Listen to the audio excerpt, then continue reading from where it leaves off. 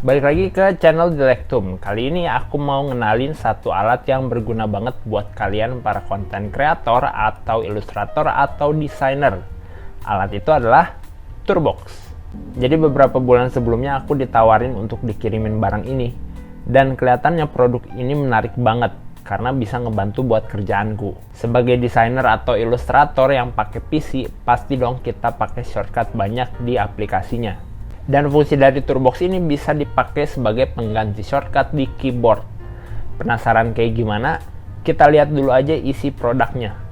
Jadi dengan membeli Turbox, kita akan mendapatkan satu kotak hitam kayak gini berukuran sekitar 20 cm dengan tulisan Turbox. Aku suka banget sama desain packagingnya karena kelihatan elegan dengan warna hitam, laminasi doff, dan juga spot UV dengan tulisan Turbox-nya.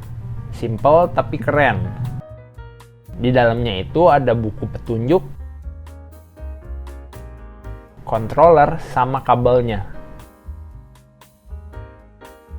Isi buku petunjuknya sih kayak buku petunjuk pada umumnya ya, panduan penggunaan dengan berbagai bahasa.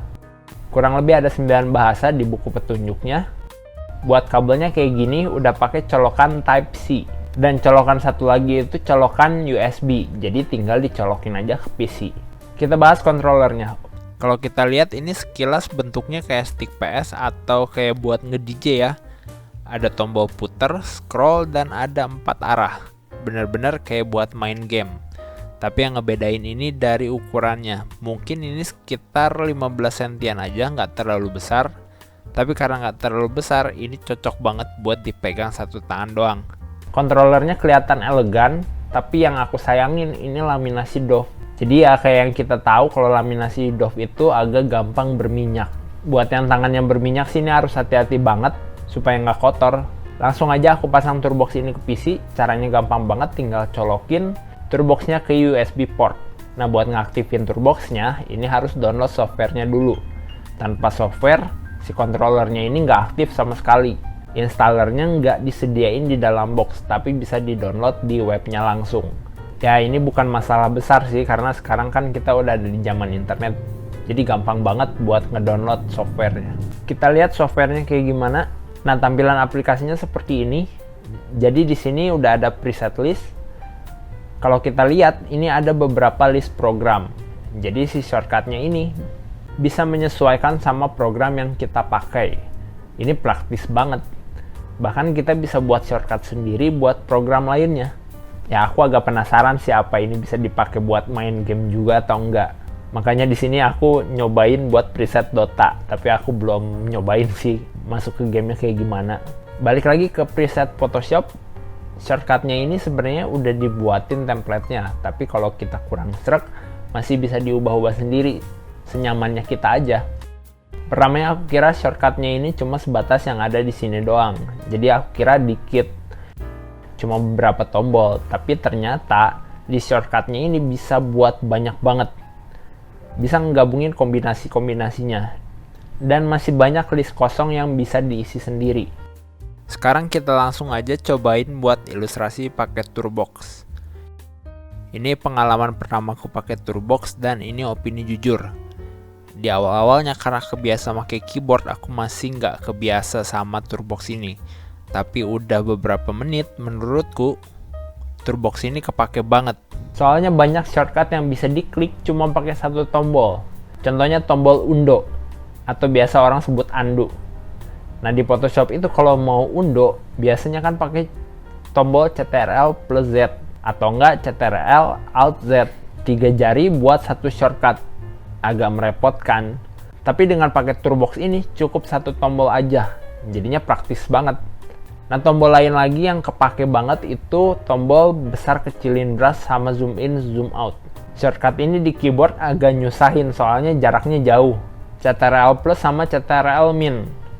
Ya jaraknya kan lumayan jauh ya. Pindah-pindah tangannya itu lumayan ngerepotin. Nah tapi kalau pakai alat ini tinggal scroll aja. Kita bisa lihat ini contoh penggunaan Turbox.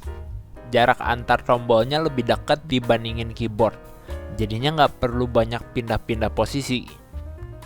Selain itu, kalau misalnya kita lupa sama shortcutnya, nggak usah khawatir, karena ada bantuan pengingat juga. Namanya di Pets Hut. Ini bisa digeser-geser jadi nggak ngehalangin program kita. Nah, jadi bisa dipindahin ke tempat yang kosong. Tadi kita sempat lihat di menunya itu ada menu kedua dan menu ketiga. Dengan pencet tombol yang ada di samping itu muncul menu kedua, dan dengan pencet tombol yang di atas ini muncul menu ketiga. Nah, begitu kita pencet tombol ini, otomatis di si remindernya ini juga keubah. Jadi ini ngebantu banget khususnya buat orang yang nggak cepet ngingat shortcut kayak aku. Nah, selain Photoshop, alat ini juga bisa dipakai di program-program lain kayak Clip Studio Paint, Sai, Adobe Premiere, Final Cut Pro, dan lain-lain. Jadi selain buat ilustrator, cocok banget buat para konten kreator. Nah, kalau ditanya soal kekurangan dari produk ini apa sih? Kayaknya cuma di bagian laminasi doff-nya aja, sisanya udah oke banget. Ilustrasinya udah hampir jadi, udah di bagian pewarnaan. Bisa dilihat dari tadi aku nggak pakai keyboard sama sekali, karena memang cukup pakai Turbox saja. Di sini aku nggak bilang kalau misalnya keyboard itu nggak berguna, karena keyboard kepake banget buat ngetik. Tapi kalau misalnya untuk shortcut, Turbox ini lebih praktis dibandingin dengan keyboard. Segitu aja bahasan Turbox-nya, aku akan balik lagi setelah ilustrasinya selesai.